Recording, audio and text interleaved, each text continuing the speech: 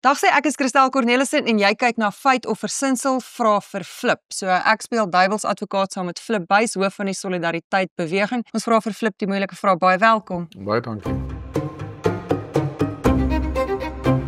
Sommige kritici meen Afrikaners ly aan ernstige kulturele meerderwaardigheid.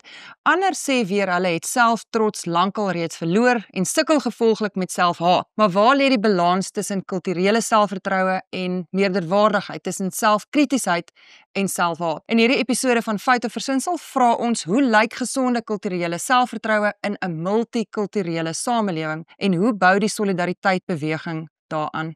Flip, ons vra vir jou die moeilike vraag. Waarom word Afrikaners se kulturele trots dikwels as meerderwaardigheid beskou? Wat is kulturele trots? Wat is gesonde kulturele trots? Ek dink baie van daai Amerikaanse denke en wat jy in die Europese universiteite kry, waai oor in Suid-Afrika toe, waar daar 'n totale ander konteks is. Onthou in Amerika is byvoorbeeld swart mense 'n klein minderheid en dieselfde in Europa.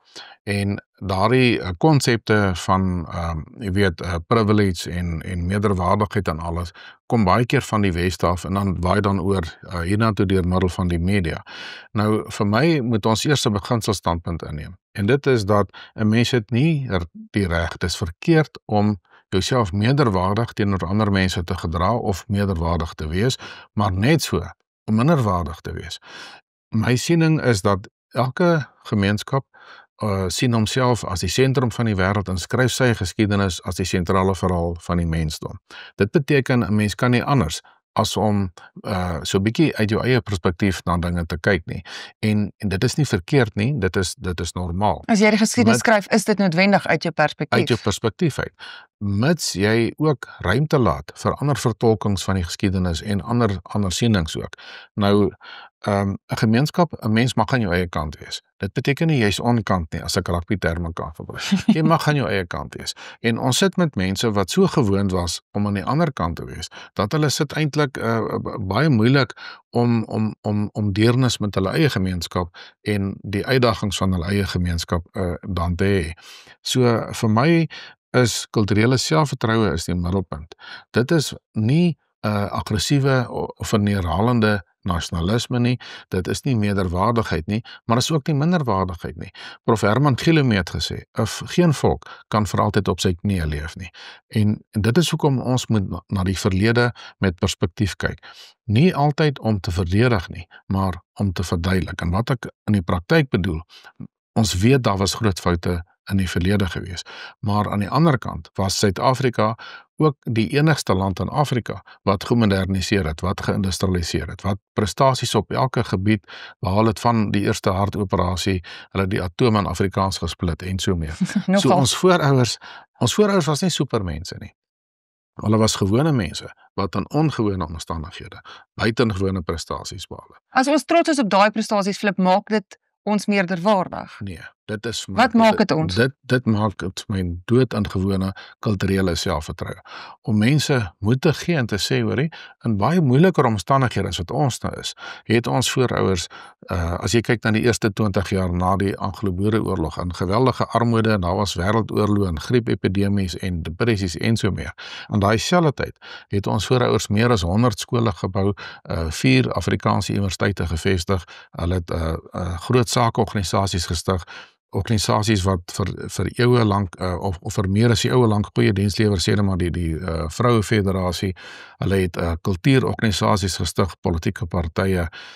Dit is 'n ongelooflike ontploffing van skepende energie gewees, wat gespreek het van kulturele selfvertroue, wat gesê het, al het ons nou net 'n verskriklike oorlog deurgegaan, 'n oorlog verloor, die verskroeide aarde, konsentrasiekampe en so meer, maar ons het selfvertroue. Gewone selfvertroue, nie een van meerderwaardigheid of afkyk op ander nie. En wat gesê het, maar ons wil onsself ophef, ons kan onsself ophef en ons sal dit onsself ophef. Ons gaan nie wag vir die Britse Empire van daai tyd om dit te doen nie. En dit is my daai gesonde kulturele selfvertroue wat ons weer vandag moet aan die dag lê om te sorg dat ons in ons nageslag ook 'n plekkie in die Suid-Afrikaanse son het. Okay, as ons nou daai kulturele selfvertroue het, hoe lyk dit in verhouding tot ander kultuurgemeenskappe? Hoe maak ons met mekaar? Wel, ek dink die sleutel is maar wederzijdse erkenning en respek. Met ander woorde, om ook met respek met ander kultuurgemeenskappe of ander mense van ander kulture om te gaan en om hulle ook dan in die proses te erken, hulle op 'n ordentlike manier te behandel. En dit gaan maar oor goeie maniere. Dit gaan maar oor die Bybelse opdrag, ook om in die eerste plek God lief te hê en ook jou naaste lief te hê. Om net ordentlik op te tree teen almal, dit goeie maniere kos niks. En kulturele selfvertroue lê my daarom te sê, ek het 'n taal byvoorbeeld gekry van my voorouers af. Ons het skole, ons het universiteite en ons hoef nie aan die agterstipspeen te suig soos wat die ANC graag wil hê ons moet doen nie. Ons kan vir onsself instellings oprig om as deel van die groter gemeenskap in Suid-Afrika om die omstandighede te skep sodat ons volhoubaar hierso kan bly. So daai kulturele selfvertroue gee vir jou daai kulturele energie wat nodig is om as jy nie staatshulp het nie, wat nodig is om iets tot stand te bring wat jou nageslag en jou mense kan voel, maar hier is 'n toekoms vir hulle in Suid-Afrika. Dis 'n breër prentjie, Flip, maar ek wil hom net so bietjie terugtrek na mense toe op voedselvlak. So jy kom by 'n braai en iemand sê vir jou, hoekom werk jy vir daai rassistiese organisasie? Hoekom praat jy Afrikaans? Dis die taal van die onderdrukker. Hoekom het jy nog nooit verskoning gevra nie? Weet, en dan is dit asof mense hulle self probeer klein maak en sê ek wil nie hierdie wees nie, ek kry skaam. So jy kan sê jy het kulturele selftrots en ek het kulturele selftrots en dan kom ek by 'n braai en dan sê iemand vir my, maar wat is fout met jou? Weet, besef jy nie al hierdie dinge van die verlede wat jy sonder, hoe reageer jy sonder om verwaand te wees en vir iemand te sê, maar dit is okay om ek te wees, want wie is jy dan? Ek weet, dan mens moet kyk, maar partykeer dan kan jy by die verkeerde braai ook wees. Partykeer is jy by die verkeerde braai, ja. Gaan braai op 'n ander plek is. Ek dink dit was die Amerikaanse sielkundige Rogers wat 'n baie interessante modelletjie ontwikkel het. Hy het gesê, die ideaal is om te sê, I'm okay, you're okay. Dis nie reg om te sê, I'm okay, you're not okay nie. Maar dis ook nie reg om te sê, you're okay, I'm not okay nie. So, dit gaan dis daai treetjie wat ek dink baie mense sukkel om oor te steek. Soos jy is okay, ek sal liewer nie okay wees nie, want ek wil jou net nie afronteer nie. Ja, maar dit gaan maar oor daai wat ek maar noem kulturele selfvertroue. En ek dink daar's 'n ding wat mense partykeer maar net verby moet groei. Jy weet, dit help nie om die hele tyd op die agtervoet dan te wees nie. Ek dink ook wat nou in die land aangaan, baie mense besef, maar alles wat gedoen was nie verkeerd nie, jy weet. Inteendeel, ons het van die voorste prestasies op hoeveel gebiede opgelewer. So, mense moet maar net ook verby dit groei, en dit begin by kulturele selfvertroue van elkeen van ons, waar dan net met selfvertroue vir die persoon moet sê, man, dat niks daarmee fout wêreldwyd om te streef na normaliteit nie. Normaliteit beteken om die taal te praat wat jy praat, om jou te assosieer met wie jy wil, om te besluit self waartoe jy jou kind wil stuur, weet watter skool jy jou kind wil stuur. So, kulturele selfvertroue van 'n gemeenskap begin by kulturele selfvertroue van enige mens. En enige sielkundige sal vir jou sê dat selfvertroue, nie verwaandheid nie ook onderdanigheid nie, gewone selfvertroue is baie belangrik vir 'n gesonde gemoedstoestand. Flip, jy kan Saterdag by my kom braai, ek sal dit met selfvertroue doen. Wat doen die solidariteit beweging om hierdie kulturele selfvertroue uit te bou? Ons spot nou oor braai, daar's baie meer aan kultuur as net dit. So wat doen die solidariteit beweging om dit te bevorder, dit bekend te stel, dit okay te maak? Ons wil vir mense wys dat Afrikaans en ons kultuur Afrikaans is vir my vandag die taal van uitnemendheid. As ek net kyk na colleges in Suid-Afrika, dan is dit nie toevallig dat Soltech, ek dink baie wyd gesien word as die beste college in die land nie.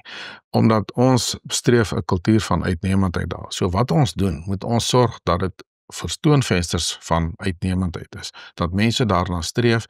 En ongelukkig in baie gevalle het Engels die taal van middelmatigheid geword, waar baie keer daar swak onderrig is. Ons het nou weer gekyk wat op baie van die universiteite aangaan en so aan. En ons moet Afrikaans 'n vriendelike taal hou, maar ons moet ook met selfvertroue kan sê Afrikaans is ook 'n taal vir uitnemendheid. So enige persoon is welkom om met ons te skakel of om sy kind in te skryf by 'n instelling van ons, mits daardie persoon daarom net aanvaar. Dit is 'n Afrikaanse instelling. En dit is nie 'n snaakse ding nie. In ander multikulturele lande soos Kanada is daar hoeveel Franse instellings, nie net in Quebec nie, ook buite Quebec, maar dieselfde in Vlaandere. Niemand sal verwag dat die Universiteit van Antwerpen nou skielik Frans word, soos die res van België nie. So bloot en gewoon kulturele selfvertroue om te sê, weet jy wat, ons mag onsself wees, en dit beteken nie as ons aan ons eie kant is, soos ek nou nog gesê het, is ons onkant nie, en daarom moet jy ook nie net soos hulle in Engels sê bond nie, nie net bind nie, maar jy moet ook brou bou. En dit is wat ons ook doen met ons uitreik na ander gemeenskappe toe. Ons is nie alleen in die land nie, dit is noodsaaklik dat ons moet saamwerk. En dit is eintlik ongelooflik as jy in die geskiedenis lees. En selfs in Paul Kruger se tyd, en jy sien, ja, daar was ook foute, hulle was mense van hulle tyd, maar daar's ook baie goeie diplomatieke betrekkinge gewees, wat Paul Kruger geknoop het, tot sover as Zimbabwe met die Matabele's wat voorheen hulle vyand was, maar ook met die Swazis, ook met die Pedis, ook met die Sothos en baie ander groepe. Ja, natuurlik was daar konflik, soos in baie ander lande, maar daar was baie mooi voorbeelde van samewerking, selfs vennootskappe, waarop ons in die toekoms kan voortbou. Ja, Afrikaners is nogal diplomate by uitstek, die hele wêreld vol.